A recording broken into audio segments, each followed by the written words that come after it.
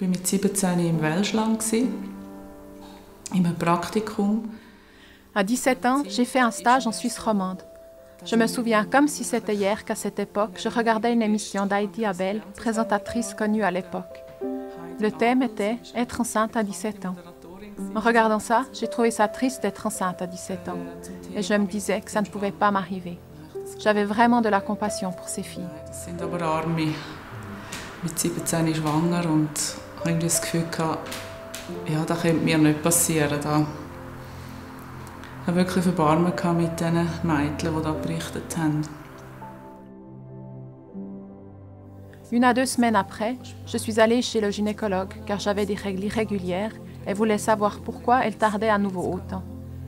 Il a fait un test de grossesse afin de pouvoir exclure cette explication. Quand il m'a dit que j'étais enceinte, ça a été comme un coup de tonnerre. J'étais sous le choc et n'arrivais juste pas à y croire. Je ne pouvais plus penser clairement et pourtant, je cherchais déjà désespérément une issue de secours. Ma prochaine pensée a été que je ne pouvais pas faire ça. La seule option qui restait était l'avortement. Was jetzt? Also, irgendwie bin ich im falschen Film und ja, also einerseits keinen klaren Gedanken mehr fassen und andererseits krampfhaft einen Ausweg gesucht. Und dann sind einfach, der nächste Gedanke war, ja, ich kann das nicht. Also kommt ja nur eine Abtreibung in Frage.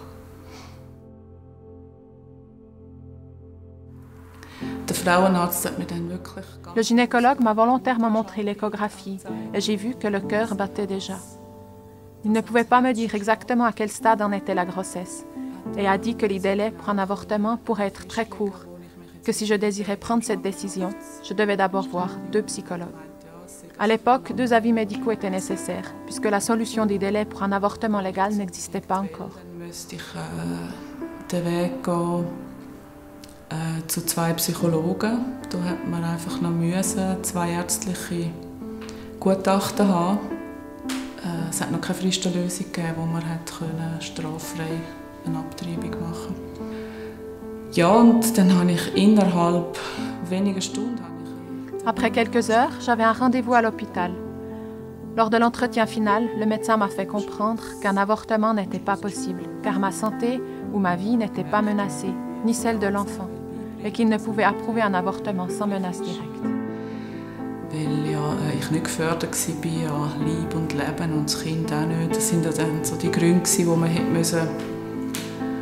quasi erfüllen musste, damit sie einer Abtreibung zugestimmt hätten.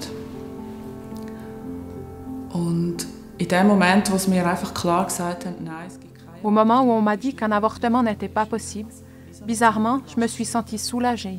Soulagée de ne pas avoir à prendre cette décision moi-même.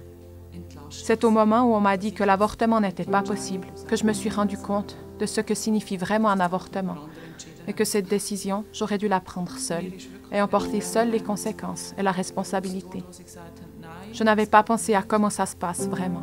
Keine Abtreibung, dass ich ja das eigentlich entschieden hätte, allein und allein hätte irgendwie auch verantworten. Also ja, irgendwie ist mir all das erst wirklich nachher klar geworden, was für einen Weg ich eigentlich eingeschlagen hätte, was überhaupt eine Abtreibung bedeutet. Das habe ich mir vorher so Gedanken noch gar nicht gemacht, was da überhaupt abläuft und wie das vor sich geht. Ja, also eben, als ich zu dem Spital aus bin und Lorsque je suis sortie de l'hôpital, j'ai enfin pu m'autoriser à ressentir du bonheur et de la joie de savoir qu'un enfant grandissait en moi. Tout à coup, il s'agissait vraiment d'un enfant, alors qu'avant, ça restait vague et sans nom, car je n'avais que l'avortement en tête. Es ist für mich bis dahin gar nicht um eine Person oder um etwas Eigenes gegangen. Ja, und dann konnte ich überhaupt mal zulassen, die ganzen Gedanken, eben, das ist ja mein Kind, das da wächst ja. Jusqu'alors, il ne s'agissait pas d'une personne ou d'un être vivant en soi. Et alors, j'ai enfin réalisé que c'était mon enfant, ma chair et mon sang, une partie de moi. Um das so richtig mich freuen drauf, auf die Geburt. Und Also die Geburt selber, die ist wirklich überraschend gut. J'ai encore eu 6 mois pour me réjouir. La naissance s'est étonnamment bien passée. Et ce moment, lorsque l'enfant est là, est un moment vraiment incroyable, un sentiment incomparable. Unglaublich, das ist wirklich ein Gefühl, wo man fast mit nichts kann vergleichen kann, wenn das Kind da ist. Und die Bindung, die war sofort da gewesen, also zwischen mir und der Tochter. Also da muss man nicht, also ich habe nicht irgendetwas müssen, da hat sich einfach eingestellt, die Bindung. La relation s'est créée immédiatement entre ma fille et moi. Je n'ai rien eu besoin de faire pour ça. Être mère, être là pour quelqu'un, est un vrai accomplissement.